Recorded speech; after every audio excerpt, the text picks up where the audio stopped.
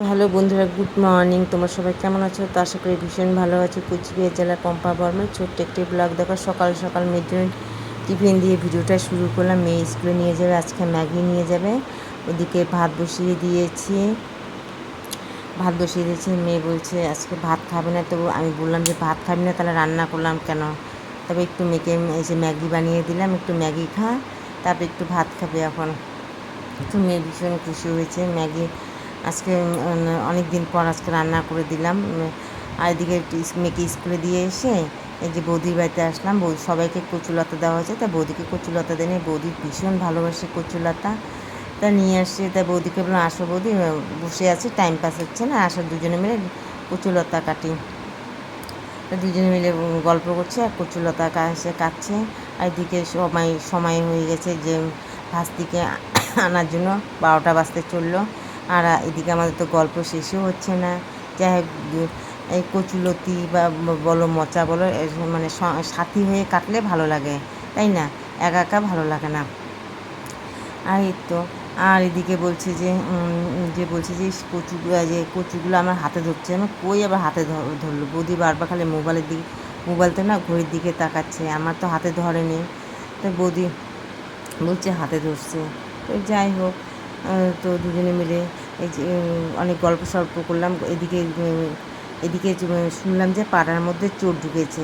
তারপর আমার যে বাপের বাড়ি পুরনো বাড়ি, ওইদিকে দাদা স্নান করতেছে, ওইদিকে চোরগুলো লাফ দিয়ে চলে গেল।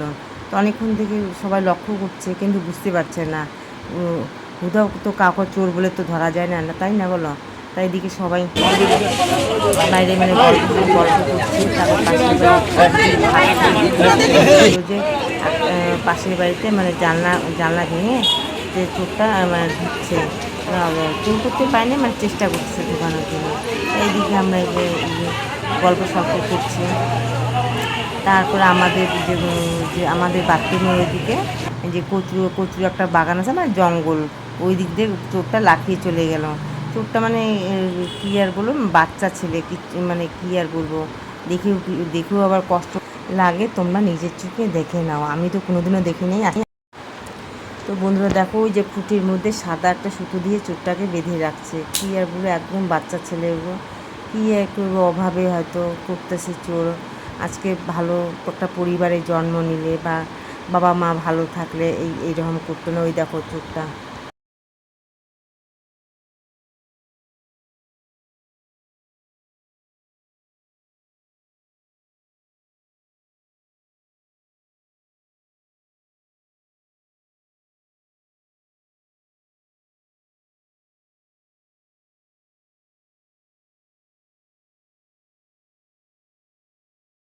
তবু সবারই দেখে কষ্ট লাগছিল। তো মারলো না কেউ চোরটাকে। তারপর পুলিশকে ফোন করলো, পুলিশের গাড়ি এসে চোরটাকে নিয়ে গেল।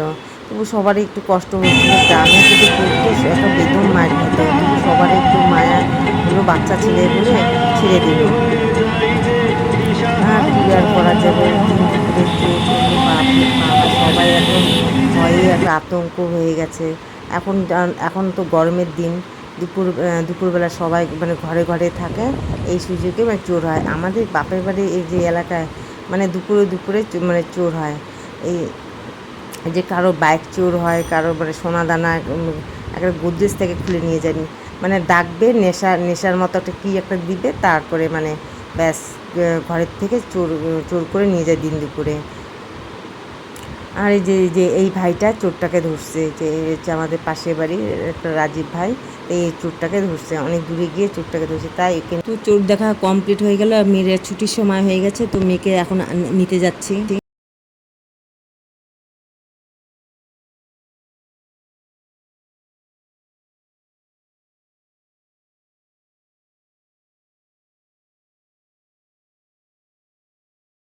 ওই স্কুল থেকে আসার পথে এই যে জল নিচ্ছে, টেপের জল।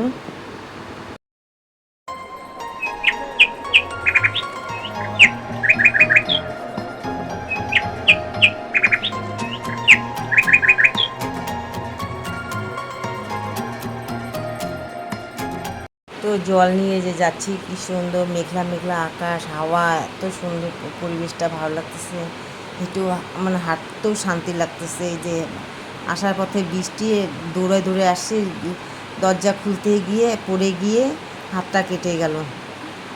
কতটা হাত কেটে গেছে ভাবতেই পারেন। যদি যদি আমি মানে গেটটাকে যদি না ধরতাম তাহলে আমি উবুর হয়ে পড়ে যেতাম, নাহলে আমার কোমর আজকে ভাঙতো। ভাগ্যেস আমার আজকে হাত দিয়ে গেল, বিপদ মানে কি চলে গেল। আর কি বলবো, সমস্ত শরীর ভিজে গেছে, মেয়েও ভিজে গেছে। মেয়ে তো পাচ্ছেই না, মেয়ে দেখেই ভয় পেয়ে গেছে। তা মেয়েকে বললাম যে একটু গিট দিতে দে, গিট দিয়ে দে হাতের মধ্যে, তো ও পাচ্ছেই না। তারপরে একা একা যতটা পারলাম মানে তারপরে অন্যার একটা টুকরো ছিল, এটা সুতির ন্যাকড়া ছিল, এটা দিয়ে মানে বেঁধে দিচ্ছি। কী আর করা যাবে, কপালে ছিল, তাই না? আর কী করা যাবে, যখন বিপদ আসে চারিদিকে বিপদ আসে। তারপরে আজকে আর যাবো না টেট ব্যাগ দিতে, তো কালকে যাব টেট ব্যাগ দিতে। 24 ঘন্টা তো সময় থাকবে, মেয়েকে স্কুলে দিয়ে যাওয়ার পর, স্কুলে দিয়ে তারপর ওইদিকে টেট ব্যাগ দিব। আজকে আর যাবো না, শরীরটাও ভালো লাগছে না, বৃষ্টি পড়ছে, এখন সমস্ত শরীর ভিজে গেছে, মেয়েও ভিজে গেছে, আমিও ভিজে গেছি। তো মেয়েকে একটু দেখো গিট দিতে পারছে না, তা মেয়েকে একটু ধাওয়া দিলাম। আর কী আর করবো, আমার মেয়ে একটু মানে কী আর করবো, বাচ্চা মেয়ে স্বভাব এখনও মানে মানে হাতে পায়ে শুধু বড় হয়ে গেছে। তো একা একা যে দাঁত দিয়ে গিট দিচ্ছে, কী আর করা যাবে, তাই না? এতে ভালোই লাগছে না শরীরটা।